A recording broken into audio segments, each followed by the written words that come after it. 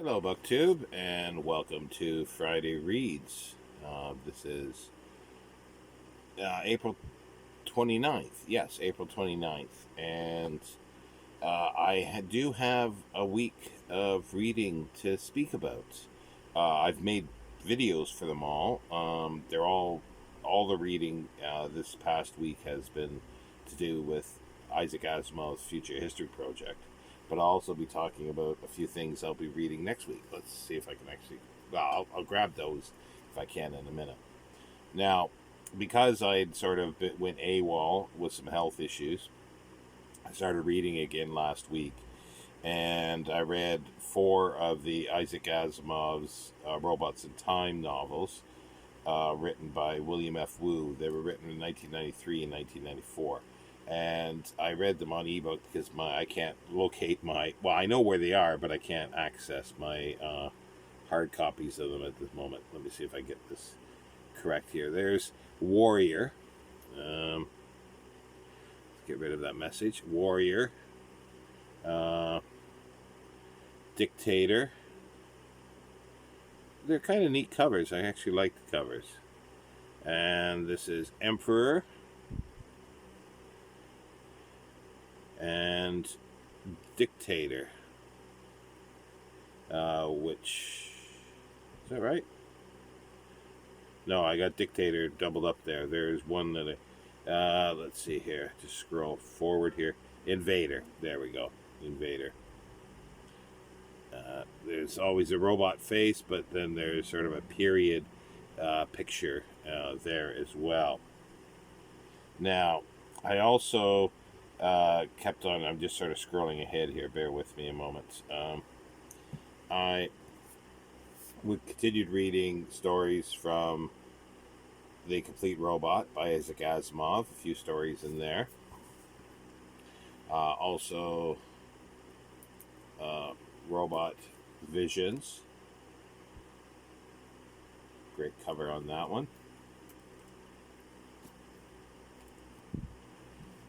And Foundation's Friends. A couple stories from there that were quite good. Well, one was excellent.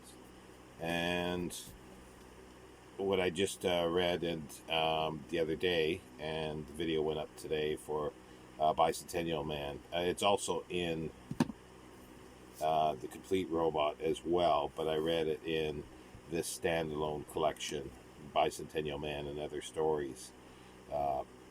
And this is the cover with Rob Williams from the film, the Columbia Pictures film, Christopher Columbus directed. This has a little intro into it. That's great thing about his great thing and bad thing about his collections. That if you're interested in a writer, it's always nice to see these little preambles or little notes regarding the writing of the book and so forth. And he does it in his collections when he collects the stories together. And a lot of times there's little differences from the stories at times from when they were originally published, either in magazine form or in an anthology. He usually goes back to his original draft for it, and without changes. I'm currently reading, and should be finished sort of overnight tonight, is the novelization that's been done from the novella or short story of Bicentennial Man. It's called Positronic Man. There's the American cover for it. It was Robert Silverberg and Isaac Asimov. The British cover. I also have. When I was looking for the covers, I found I think it's a Russian one, and it makes no sense at all. Like, he looks pretty cool there with his shades, but I'm not quite sure. Well, I guess that could be Little Miss, but why? She's looking like a sort of 1970s Charlie's Angels character in there, and I thought for a moment she might have been holding a gun, which wouldn't have been surprising, but she's not. So I'm going to continue reading Positronic Man. And next week is Horror Mayhem.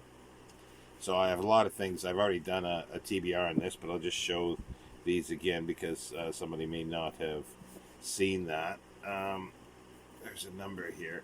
If I can find it. Yeah, here we go. It's a big stack of what I'm going to read from.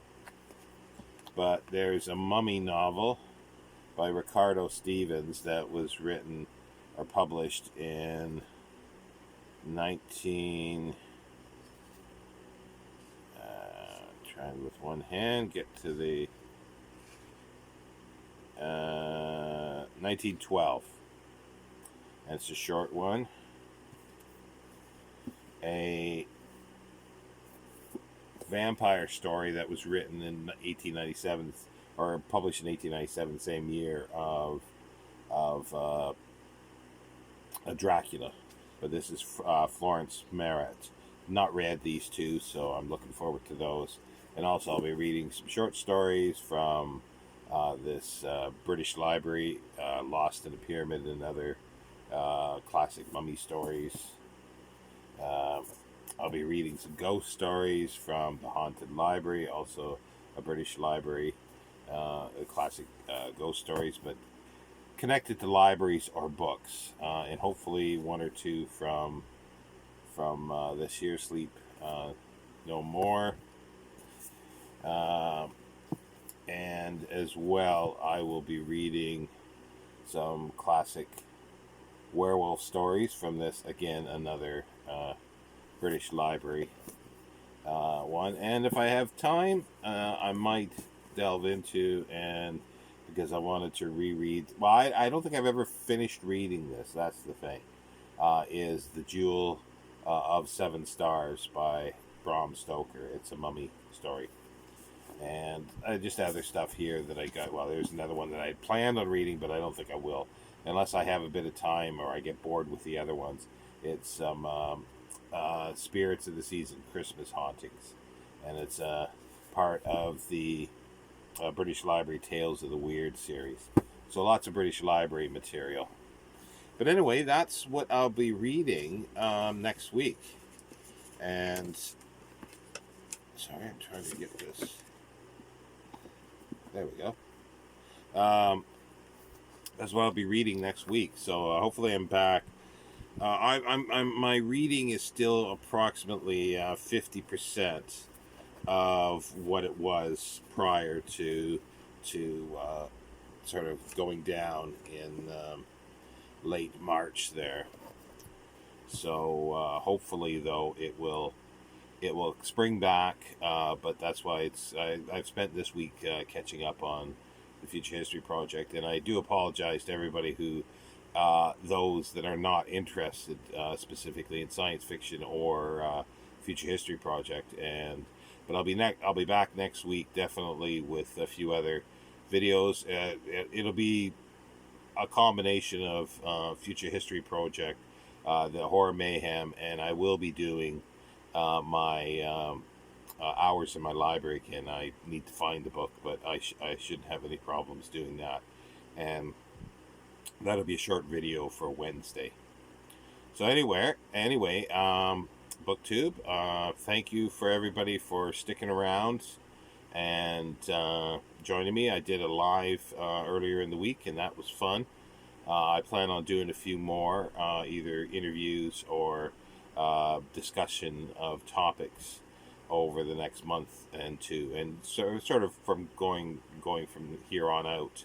I hope to do some more lives, maybe not so much just by myself, but with somebody else to discuss things, topics, and so forth. And if you have any suggestions for topics, do feel free to sound out in the comments. And I'll talk to you later, BookTube. Take care.